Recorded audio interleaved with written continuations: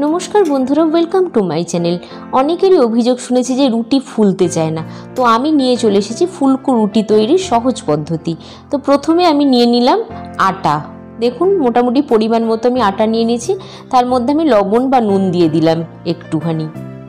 তো দিয়ে এটাকে মেখে নিলাম। এবারে অল্প অল্প জল দিয়ে, অনেকেই প্রথমে একদম বেশি জল দিয়ে দেয়, সেটা কিন্তু করলে হবে না।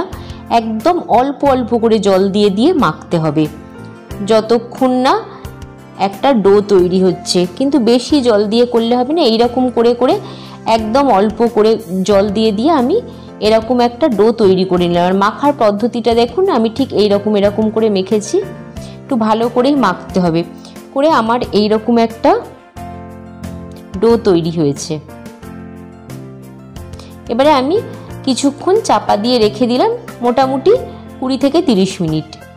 তো তারপরে আমি চাপাটা খুলে দেখলাম, বেশ ভালোই নরম হয়েছে এটা। আর একটু আমি চটকে নিলাম আটাটাকে। তারপরে আমি এখানে 4টে রুটি করব, সেই জন্য আমি 4টে লেচি কেটে নিলাম।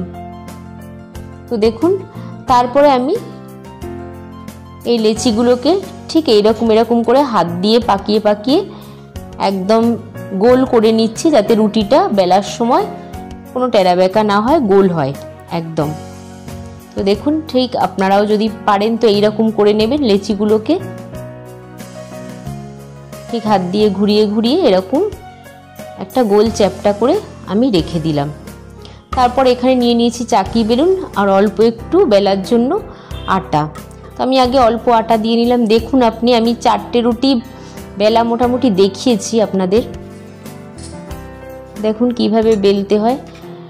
আর আমি কিন্তু হাত দিয়ে অতটা ঘোরাইনি, হ্যাঁ যতটুকু ঘোরানো। তারপরে আমি এমনভাবে বেলেছি যাতে রুটিটা ঘোরে, তখনই বুঝবেন যে রুটি যদি ঘোরে তাহলে ফুলকো হবে।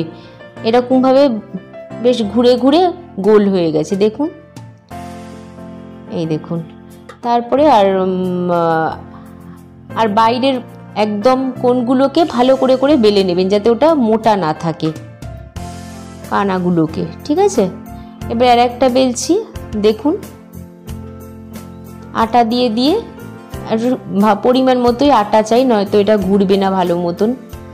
এইবারে বেলতে বেলতে বেলতে বেলতে একদম গোলাকার সুন্দর একদম নিটোল গোল রুটি তৈরি হবে, দেখুন। আর একদম কোনা টোনাগুলো একদম যেন ঠিকঠাক। তাই যাই হোক, দুটো আমি বেলে দেখিয়ে দিলাম। তারপরে আমি 4টে রুটি সেঁকা দেখাবো। একদম তাওয়াটা অল্প গরম হতেই রুটিটা দিয়ে দেবেন, বেশি যেন গরম না হয়। আর রুটিটাকেও বেশি সেঁকবেন না, জাস্ট সামান্য সেঁকতে হবে। তো দেখুন অল্প একটুখানি যেই হলো, আমি এটাকে উল্টে দেবো সাথে সাথে, সামান্য অল্প হবে এই রকম। এবারে একটু এপিট ওপিট করে আমি সেঁকতে শুরু করব এটাকে।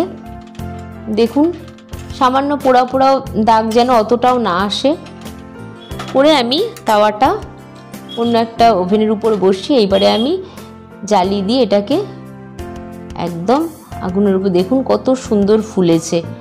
আটা মাখার উপরেই কিন্তু রুটির ইয়েটা নির্ভর করে, রুটি ফুলবে কি ফুলবে। আটাটা আপনাদের ভালো করে মাখতে হবে। তো আর একটা রুটি আমি দেখুন এইরকম সেঁকা, এর থেকে বেশি যেন না হয়।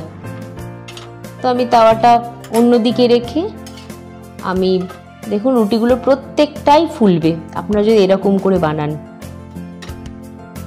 কত সুন্দর রুটি হয়েছে, আর খেতেও নরম, এবং অনেক দিন মানে 2 দিন অবধিও নরম থাকে, সফট একদম রুটিগুলো। এই দেখুন সামান্য সামান্য সেঁকেই একটু, তারপরে আমি এটাকে সেঁকে নিই, একটু সামান্য এপিট ওপিট করে ভেজে আমি এটাকে সেঁকে নিই। তারপরে আর একটা রুটি দিচ্ছি আমি।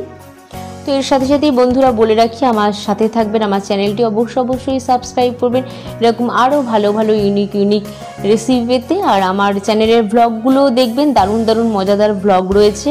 আমার সাথে থাকবেন, আমাকে সাপোর্ট করবেন আর দেখতে থাকুন। তো এইরকমভাবে আমি 4টে রুটি মোটামুটি ভালো করে এপিট ওপিট করে সামান্য সামান্য করে সেঁকে এইবারে আমি আগুনে দিয়ে দিলাম ভালো মতন সেঁকার জন্য। তো টাটা।